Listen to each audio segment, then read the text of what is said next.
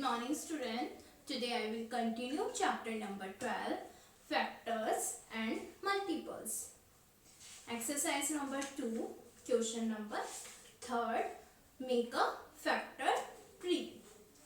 तो हमें इसमें फैक्टर फाइंड करना है फैक्टर ट्री के थ्रू. ठीक है, इसमें हमें क्या करना है, फैक्टर ट्री ड्रॉ करनी है और उससे फैक्टर फाइंड करना है. Question is 24. तो कैसे ड्रॉ करेंगे फैक्टर ट्री?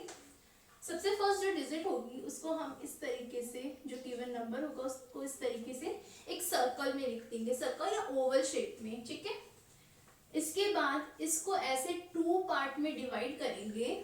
इसको जो भी क्वेश्चन में नंबर होगा उसको ऐसे 2 पार्ट्स में डिवाइड करेंगे, जिसमें उसका ये इधर जो नंबर होना चाहिए और इनके बीच में मल्टीप्लाई का साइन लगाएंगे. ऐसे 2 एक बार पहले नंबर लिखोगे, उसको ओवल या सर्कल शेप में कर दोगे क्लोज. देन उसके बाद 2 पार्ट्स में डिवाइड करोगे इसको, इस नंबर को इस तरीके से, और मल्टीप्लाई का बीच में मल्टीप्लाई का साइन लगाओगे. ठीक है, अब इन बॉक्स में इस ओवल या सर्कल शेप में कौन से नंबर लिखेंगे हम?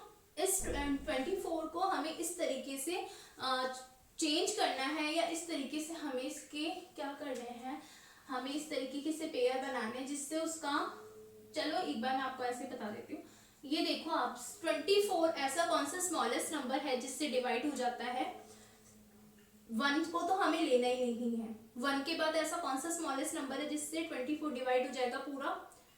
1 के बाद आता है 2, तो 2 से डिवाइड हो जाएगा 24. कैसे चेक करते हैं? लास्ट नंबर देखो, लास्ट नंबर 4 है. लास्ट नंबर अगर 0 होता है या ऐसा नंबर होता है जो 2 की टेबल से डिवाइड हो जाए.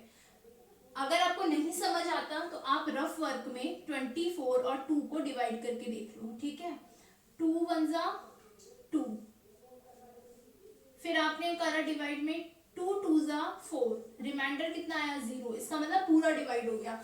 तो आपने यहाँ पे 2 से डिवाइड करके देखा.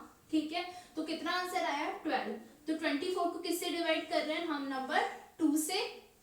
2 से डिवाइड करने पर क्वेश्चन कितना आ रहा है, आंसर कितना आ रहा है? 12. तो हमने यहाँ लिख दिया 12. ठीक है, तो आपको कैसे पेयर करना है? ऐसा नंबर जिसको हमें देखना है कि वो नंबर सबसे कौन सा ऐसा स्मॉलेस्ट नंबर है जिसकी टेबल में आता है, तो 2 की टेबल में आता है. ठीक है, इसके बाद इस नंबर को फिर क्या करना है, डिवाइड करना है. आपस में इन दोनों नंबर को एक दूसरे से डिवाइड करना है. 2 से डिवाइड हो जाता है 24, तो डिवाइड करके देखना. डिवाइड करने पर जो क्वेश्चन का जो आंसर आएगा वो इस बॉक्स में लिख देंगे. हो गया.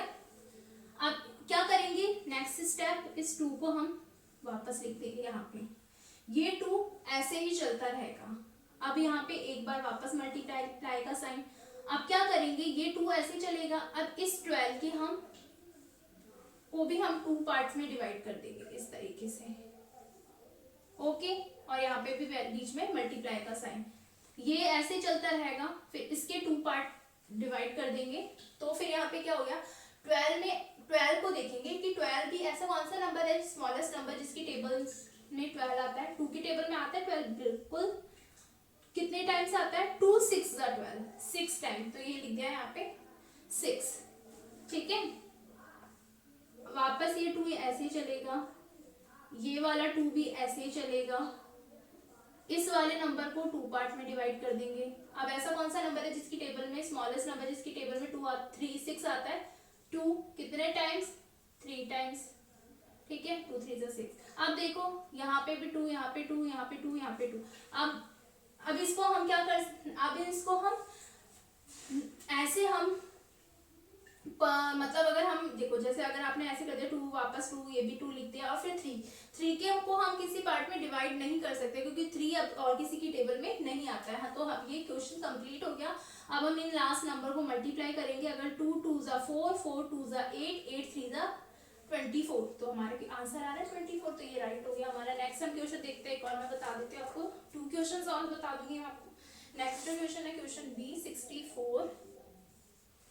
सबसे फर्स्ट हम यहाँ लिखेंगे नंबर 64. इसको हम 2 पार्ट्स में डिवाइड करेंगे इस तरीके से. अब यहाँ देखेंगे, यहाँ पे कौन सा नंबर लिखेंगे, इस साइड हम ऐसा नंबर लिखेंगे जिसकी टेबल से ये नंबर डिवाइड हो जाएगा. ये नंबर 64 2 से डिवाइड हो जाएगा. ठीक है, तो हम यहाँ लिख देंगे 2. अब देखते कितना आंसर आता है डिवाइड करने पर. 2 3 जा 6, नेक्स्ट 2 2 जा 4, ठीक है, तो कितना आंसर आया 32, तो हमने यहाँ 32 लिख दिया, ठीक है।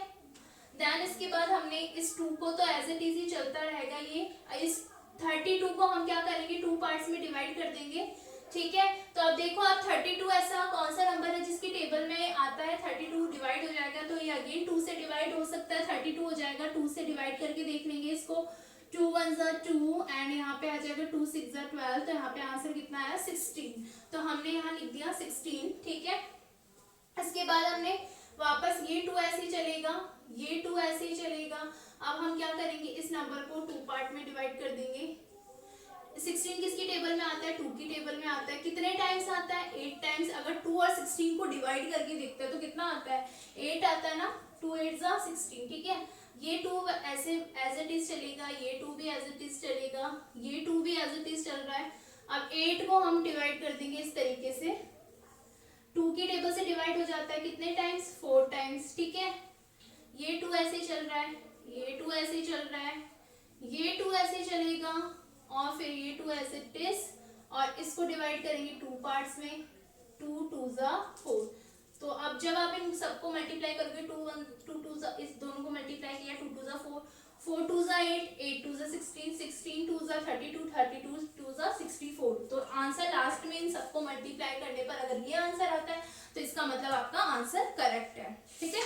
इस तरीके से आपको फैक्टर ट्री के थ्रू आपको क्वेश्चंस करना है, प्रैक्टिस करके देखना, फिर भी अगर आपको क्वेश्चंस नहीं आते हैं समझ में तो मैं आपको कल वाली क्लास में अगेन एक बार रिपीट कर दूंगी, ठीक है। So each student practice this question, thank you.